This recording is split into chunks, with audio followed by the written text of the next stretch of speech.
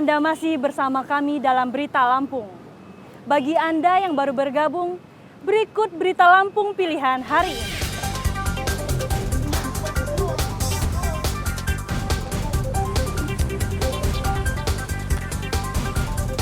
Polisi membentuk tim khusus untuk melakukan investigasi penyebab lift sekolah jatuh yang menewaskan 7 orang dan 2 kritis.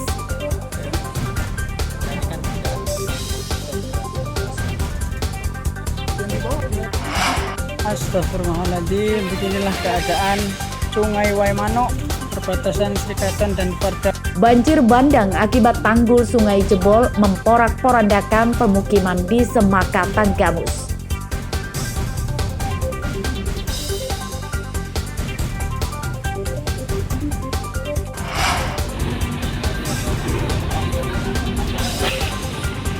Sebuah pikap bermuatan jengkol terbalik saat akan masuk ke kapal Roro di Pelabuhan Bakauheni, Lampung Selatan.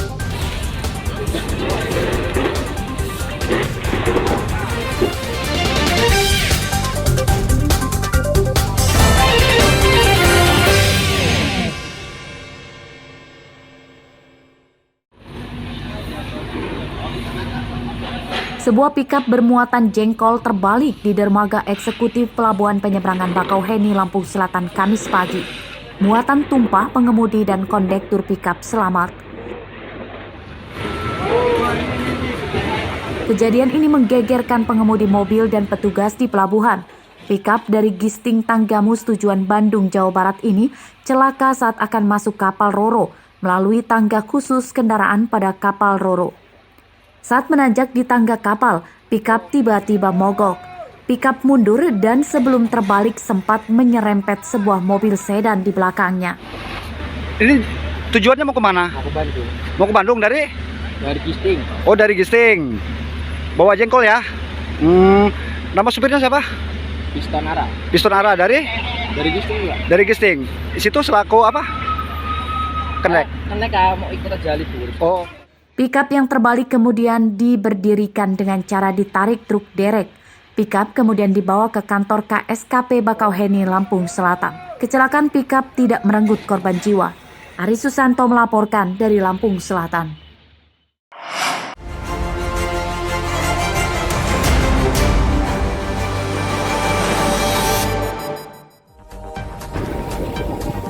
Dua pemancing tewas tenggelam di Laut Mutun, Kecamatan Padang Cermin, Kabupaten Pesawaran. Kedua korban bernama Wisnu, 35 tahun, dan Kristianto, 30 tahun. Keduanya warga Kemiling, Bandar Lampung. Pencarian jenazah berlangsung sekitar selama 5 jam oleh Basarnas dan tim gabungan serta nelayan. Jenazah ditemukan sekitar 1 km dari lokasi mereka tenggelam. Kejadian bermula saat perahu yang dinaiki 4 pemancing bocor dan tenggelam di Laut Mutun. 2 pemancing selamat setelah berhasil berendang ke pantai dan 2 rekannya tenggelam.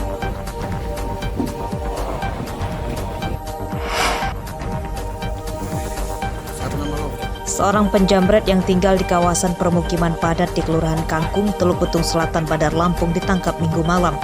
Tersangka Reki Wirajaya, 55 tahun, ditangkap saat sedang tidur di kamarnya. Reki rupanya menjamret dibantu oleh anak laki-lakinya bernama Irfan Pratama.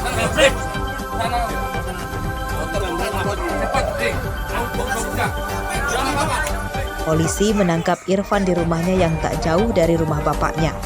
Penangkapan Irfan sempat diwarnai protes istrinya. Polisi kemudian membawa paksa Irfan ke mobil.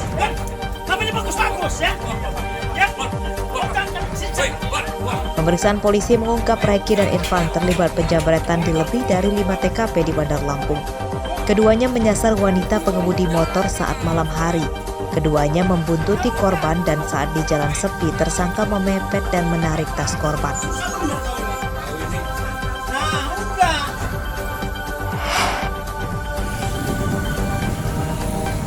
Seorang perwira polisi dan 2 anggotanya yang bertugas di Satuan Narkoba Polres Lampung Selatan diperiksa bidang profesi dan pengamanan Polda Lampung terkait dugaan penyalahgunaan barang bukti narkoba. Ketiga polisi itu ditangkap dari hasil pengembangan penyelidikan bidang Propam Polda Lampung pada akhir Juni lalu.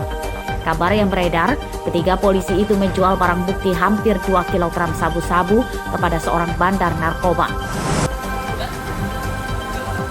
Kapolda Lampung Irjen Helmi Santika saat dikonfirmasi pada Selasa siang belum memberikan hasil penyidikan ketiga polisi itu. Ketiganya kini berstatus sebagai terperiksa. Kapolda berjanji menindak tegas ketiganya jika terbukti melanggar hukum.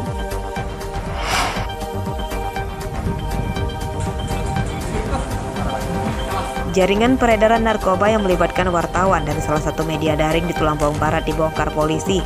Selasa siang, 3 tersangka ditangkap, 1 warga desa Tirta Kencana, Tulang Bawang Barat, dan 2 lagi warga Tulang Bawang. Tersangka Umar berperan sebagai bandar narkoba, Wisnu sebagai wartawan, dan Rusdi sebagai pemasok narkoba. Dalam pemeriksaan polisi terungkap, tersangka Wisnu memeras uang dari bandar dan pemasok narkoba. Ia mencatut nama polisi di Tulang Bawang Barat dan Tulang Bawang. Modusnya, Wisnu meminta uang kepada bandar dan pemasok narkoba yang uangnya diakuinya akan disetorkan ke beberapa polisi. Tujuannya supaya bisnis narkoba Umar dan Rusdi aman.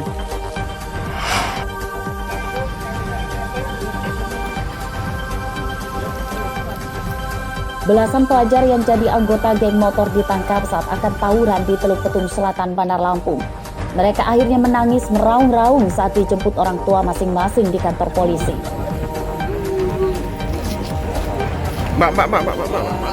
Mereka bersujud di kaki ibu dan ayahnya, serta meminta maaf sambil berpelukan dan berjanji tidak akan mengulangi perbuatannya. Anak-anak ini tidak dipenjara dan hanya diberi hukuman pembinaan oleh polisi. Mereka yang ditangkap berjumlah 15 orang. Meski tidak ditahan, polisi sudah mendata dan memantau serta meminta para orang tua mengawasi anak-anaknya.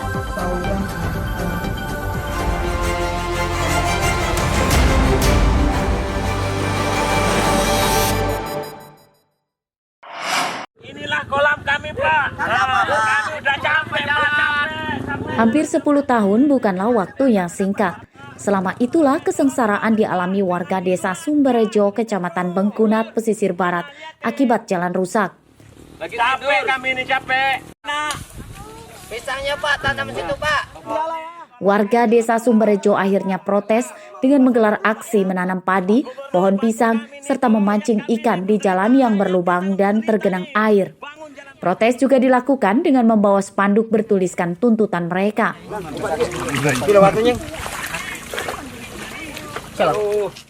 Meski sudah lelah berharap, warga terus berupaya membuka mata para pejabat supaya segera memperbaiki jalan provinsi sepanjang 7 km itu. Ini padi Pak, nih. Padi Pak. Padi.